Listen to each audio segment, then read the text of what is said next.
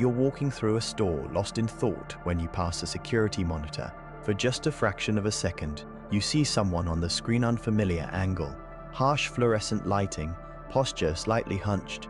Your brain doesn't recognize the figure immediately, and then it does. That's you. That has always been you. There's something profoundly unsettling about that moment, isn't there?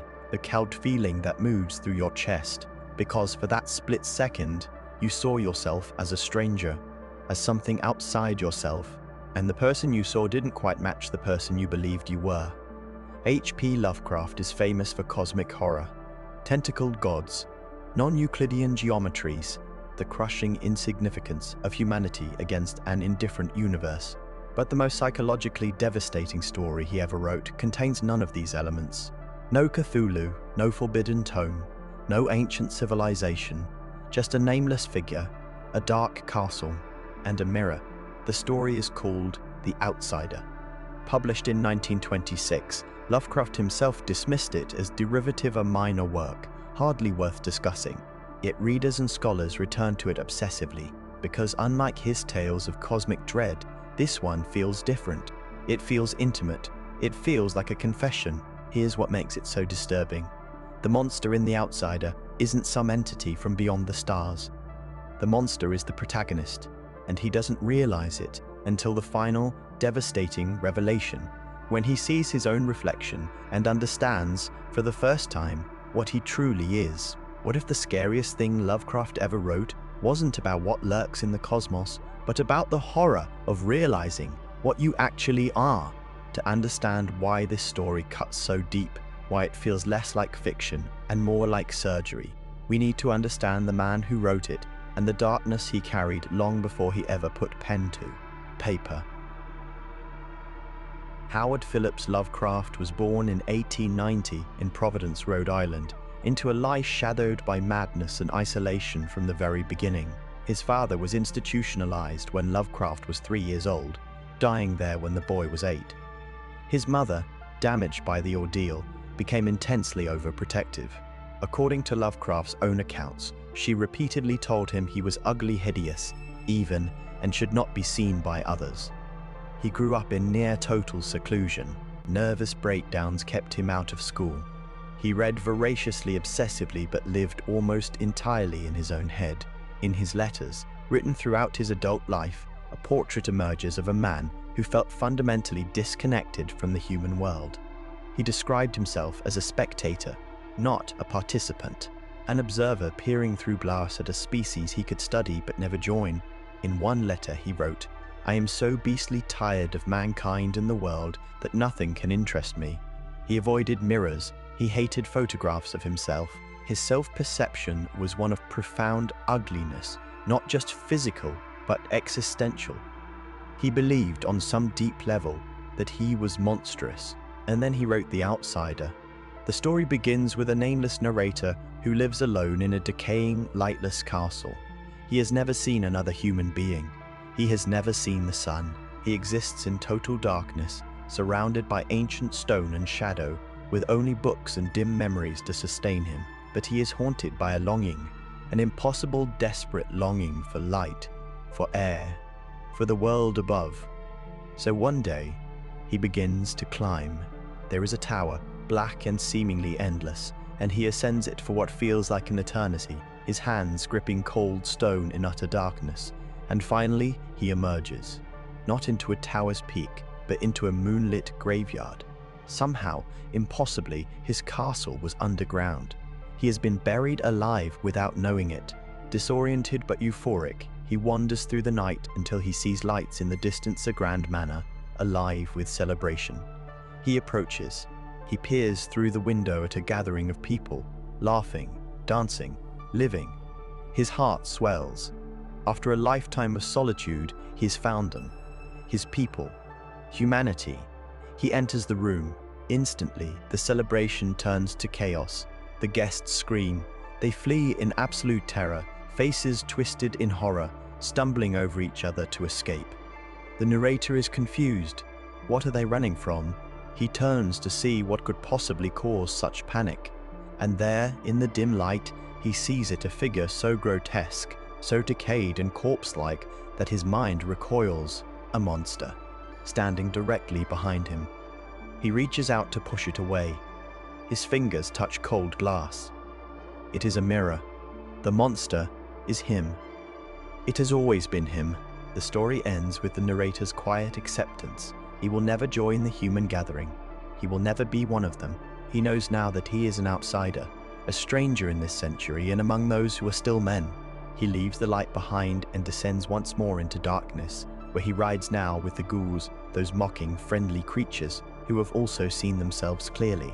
Lovecraft wrote this in the tradition of Poe, of Gothic romanticism, the isolated narrator, the crumbling architecture, the revelation of hidden truth. But he inverted the formula. In traditional Gothic horror, the protagonist confronts the monster and either defeats it or is destroyed by it. Here, there is no confrontation. There is only recognition. The protagonist is the monster, and there is nowhere to run, because there is nowhere outside yourself to escape to. 7 years before Lovecraft wrote The Outsider, Sigmund Freud published an essay called The Uncanny in German, Das Unheimliche. Freud was trying to define a particular kind of dread, something beyond ordinary fear. The uncanny, he argued, occurs when something is simultaneously familiar and alien, homely and unhomely. The most disturbing, uncanny experience, Freud suggested, is encountering yourself as a stranger, the double, the doppelganger, the reflection that doesn't quite behave as it should. Lovecraft may never have read Freud, but he understood the mechanism perfectly, because The Outsider isn't a supernatural tale, it's a psychological one, and the horror it describes is built into the very structure of human consciousness. To understand why the moment in the mirror is so devastating, not just in Lovecraft's story, but in our own lives, we need to go deeper into the mechanism itself. And for that, we turn to a psychoanalyst named Jacques Lacan. In 1949, more than 2 decades after Lovecraft's story, Lacan formulated a theory he called the mirror stage. It's become one of the most influential ideas in psychology, philosophy, and critical theory, and it explains with eerie precision why the outsider feels so unbearably true. Here's the theory.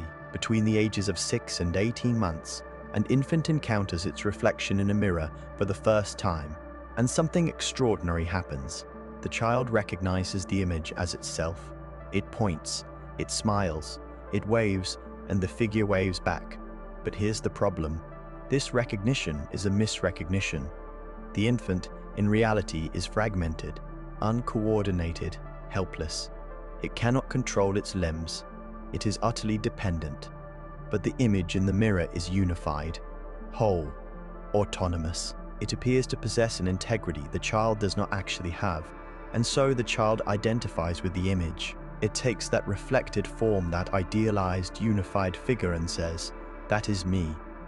This becomes the foundation of the ego, the sense of I.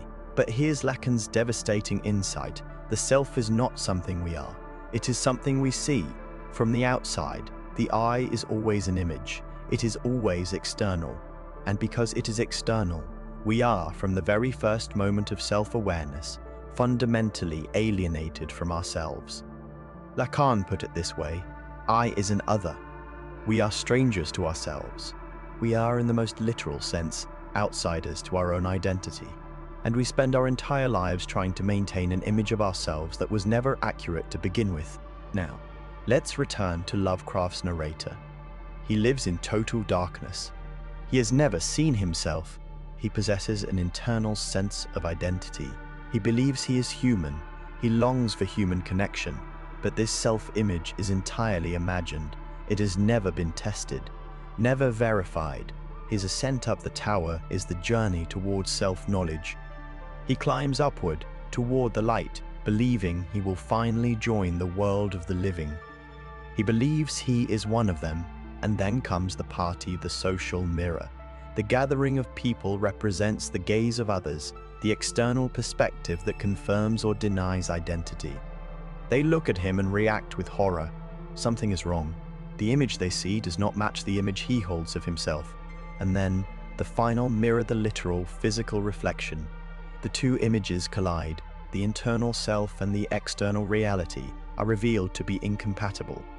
He is not what he believed he was. The I he has constructed, the unified human self, shatters. He is a monster, and he always has been. This is not merely a narrative device. This is a structure that repeats throughout human experience. Many of us carry a quiet, persistent fear that if others really saw us, our thoughts, our impulses, our true face, they would recoil.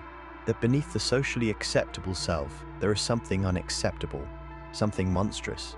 The philosopher Jean-Paul Sartre explored this in his concept of the look. We experience ourselves most acutely, Sartre argued, when we feel seen by another person, and that experience is often one of shame, because the person they see is not the person we believe ourselves to be. The outsider dramatizes the moment when this gap becomes total, when the shame is not partial, not situational, but absolute, when the distance between who you thought you were and what you actually are becomes unclosable. This is why The Outsider is Lovecraft's most personal story. His cosmic horror tales are about humanity's insignificance in the universe, terrifying, yes, but abstract, distant. That this story is about something far more intimate. It's about being trapped inside a self you did not choose and cannot escape. It's about the horror of self-recognition. It's not the universe that's horrifying here, it's you. But here's what makes this even more unsettling. Lovecraft's Outsider encountered one mirror in one moment of devastating clarity, and his entire reality collapsed. We encounter hundreds of mirrors every single day. Welcome to the modern condition. The outsider's curse has become our daily existence. Front-facing cameras, video calls, Instagram stories, TikTok videos, tagged photos you didn't know were being taken, Ring doorbell footage, reflections in store windows, in laptop screens, in the black mirror of a turned-off phone. We see ourselves from angles that were previously impossible, from perspectives we were never meant to witness. And often, perhaps more often than we'd like to admit, we flinch. During the COVID-19 pandemic, dermatologists reported a surge in cosmetic consultations.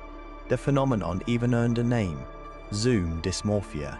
People who spent hours each day staring at their own faces in video calls became disturbed by what they saw. The slight asymmetry, the unflattering angle, the harsh lighting. They sought procedures to fix what they perceived as flaws, but the flaw wasn't in their faces. It was in the multiplication of mirrors, the constant, unrelenting confrontation with an image of themselves they couldn't control. And it goes deeper than physical appearance. Social media demands that we construct and maintain an idealized image, the filtered photo, the witty caption, the curated life. We select moments of joy, success, beauty, and present them as representative of who we are. This is a modern mirror stage. We identify with an image of ourselves that we know on some level is not real. But here's the twist: unlike Lacan's infant, we are aware the image is false. We are the ones constructing it, and yet we cannot stop. We perform the idealized self compulsively, and the gap between that performance and our actual unedited existence becomes a source of quiet, persistent self-disgust. Who am I when I'm not performing? What do I actually look like when no one is curating the image? And then there's the algorithm, the most unforgiving mirror of all. Recommendation engines track our behavior with inhuman precision. Every click, every pause, every video watched at 2 in the morning when you thought no one was looking. The algorithm reflects this behavior back to us in the form of suggestions. And sometimes the reflection is deeply unflattering. The content we consume in private, the rabbit holes we fall into, the anger that keeps us scrolling. The algorithm knows something about us that we would prefer not to know about ourselves. It sees patterns we refuse to acknowledge. It is, in a sense, the truest mirror, the one that reflects not the image we want to project, but the choices we actually make, and we avert our eyes. Rates of loneliness, social anxiety, and feelings of alienation have reached historic levels, particularly among younger generations raised on screens. Many people describe feeling like observers of life, rather than participants, the exact language Lovecraft used to describe himself a century ago.